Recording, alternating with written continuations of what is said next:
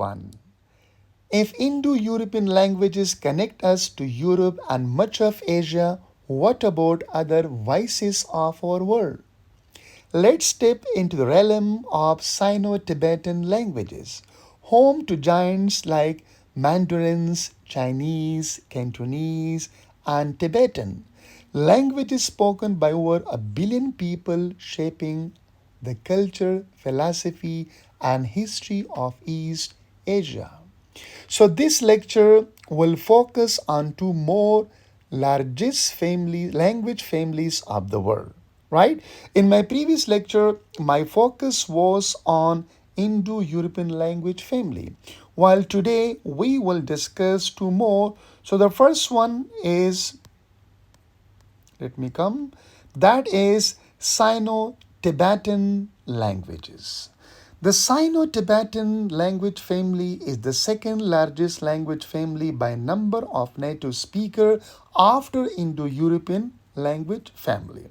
Second only to the Indo-European family, so a quarter of world's population speaks languages from the Sino-Tibetan family. Languages such as Chinese, Tibetans, Kyong, and Burmese. Might be I'm mispronouncing, but I heard that this language is pronounced as Burmese, along with over 400 other East Asian languages, are believed to share a common ancestral language. That because these languages have common ancestral language, that's why these languages are grouped into another language family, and that is known as Sino-Tibetan family of language. Now, the Thai Kedai group is controversial but is primarily concentrated in southwest China and northern part of the Indonesia peninsula.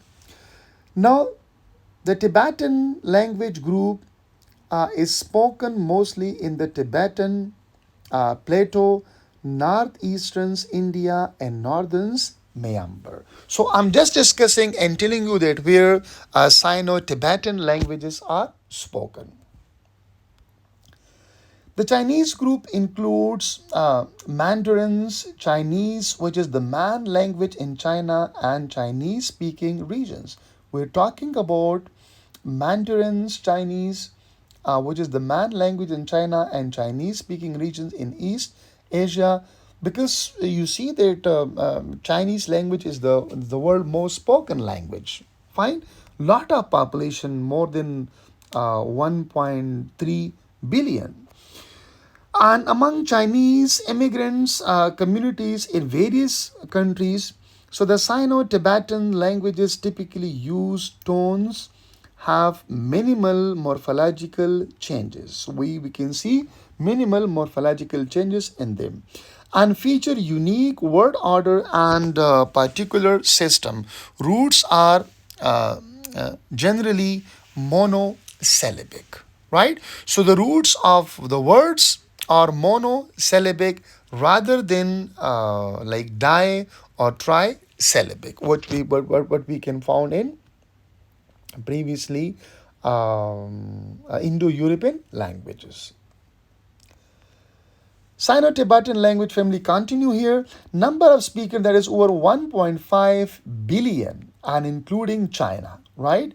Region that is China, Southeast Asia, parts of South Asia, key branches that is Semitic, uh, Mandarins, and similarly that Cantonese, Hakka, and Tibeto-Burmans like Burmese and Tibetan.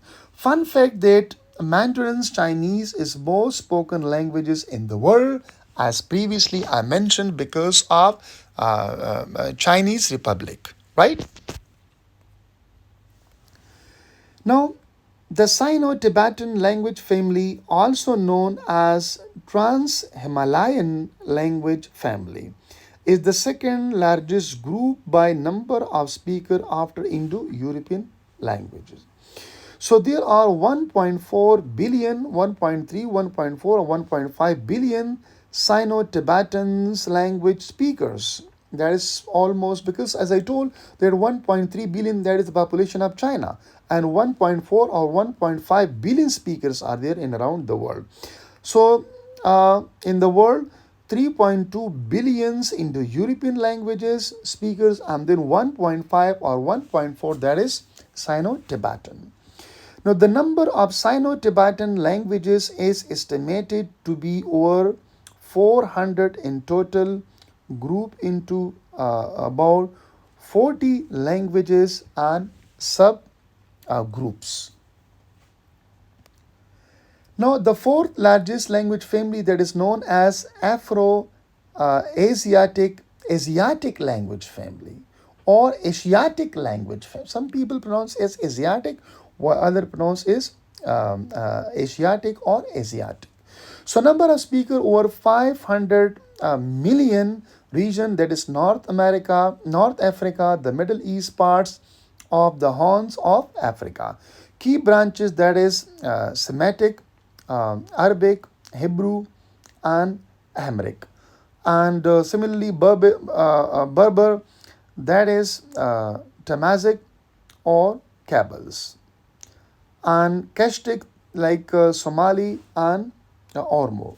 Fun fact that Arabic has mainly dialect that can be quite different from each other.